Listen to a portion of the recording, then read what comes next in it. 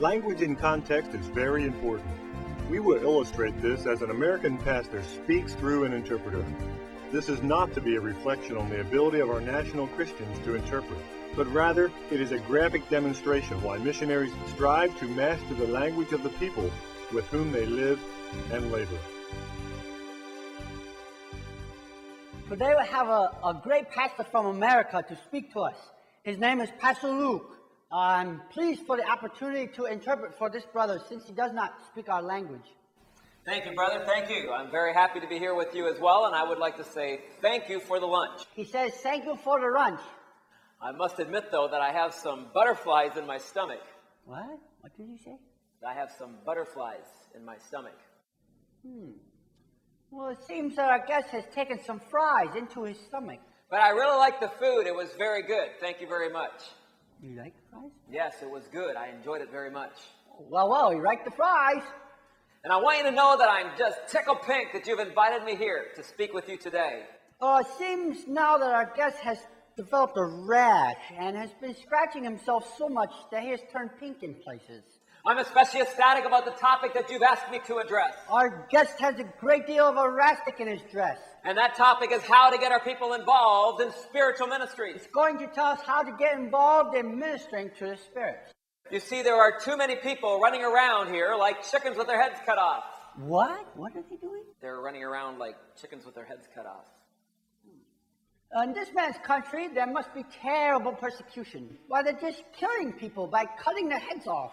Then they just run around for a while. I don't know why. Their testimony is not worth a hill of beans. Their testimony is not worth a mountain of vegetables. I tell you, my friends, it's time to get on the ball for Jesus. It's time to play sports for Jesus. You see, part of the problem is you who are pastors. Part of the problem is you pastors. You don't wait upon God. You don't take care of the Lord. In fact, you're always jumping the gun. What? What are they doing? They're jumping the gun. Jump. Jumping the gun. Okay. Yes. You're putting a gun on the ground and jumping up and down on it. You're always shooting off your mouth. Doing what? Shooting off at your mouth. Well, then you take this gun and you shoot the lips off. I don't know why. And then you stick your foot in your mouth. Then when you've just shot your lips off, you put your foot into your mouth. Many times there's a problem with just being lackadaisical. Many times there's a problem with laxatives. You see, you must give them a reason to be glued to their seats. Glued. Yes, give your people a reason to be glued to their seats. Okay, now friends, listen very carefully. When people come to your church, you just put something sticky on a seat. So when they sit down, then they just can't get up again. I know how it is getting ready for church. I know how it is to prepare for church. It's late Sunday morning. It's late Sunday morning. The kids are in the yard as filthy as pigs. Kids. Yeah, you've got kids too. Oh, yes. They have some baby goats in the yard, and they begin to look like little pigs. And then you bring them into the house. You bring them into the house? Yeah, you bring them in and you put them in the bathtub.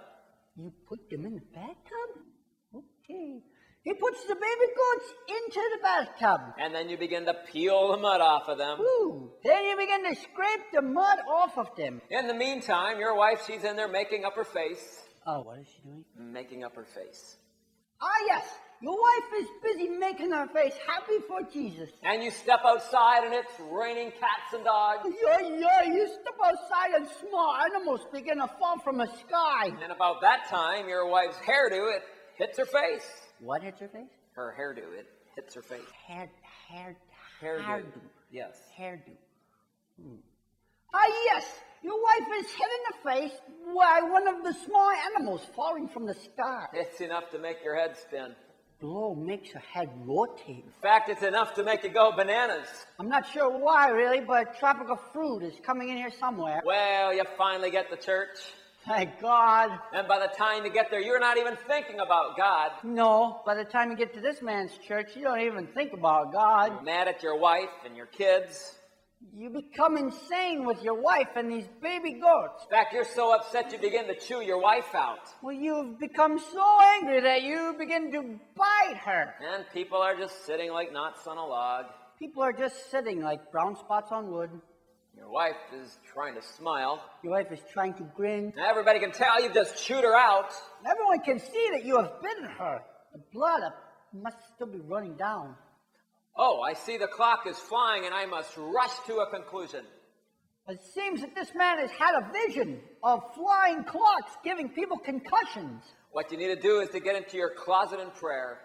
The closet? You mean the water closet? Yeah, closet. Any kind of closet to pray. Okay. Yes. What you need to do is go into the bathroom and pray. You need to go to the altar and get a hold of the horns of the altar and pray. There are horns there? Yeah, you know, the horns of the altar. Folks, do you remember those baby goats? Well, they all have horns now. You're supposed to grab hold of the horns. I'm not sure why.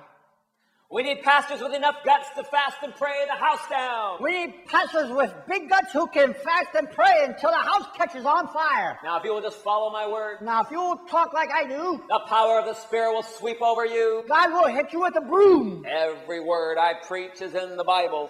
This man thinks that the things he says are really in the Bible. And I hope that someday you can come to my church and be as much help to us as we have been to you.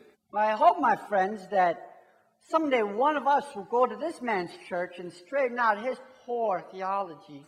I want to thank you for the opportunity I've had to share these special insights from God's Word with you. It's been great. Thank you very much. Well, we know this pastor from America is very crazy. Let's all stand up and clap so he doesn't feel so bad. Thank you. Thank you. Thank you. Thank you.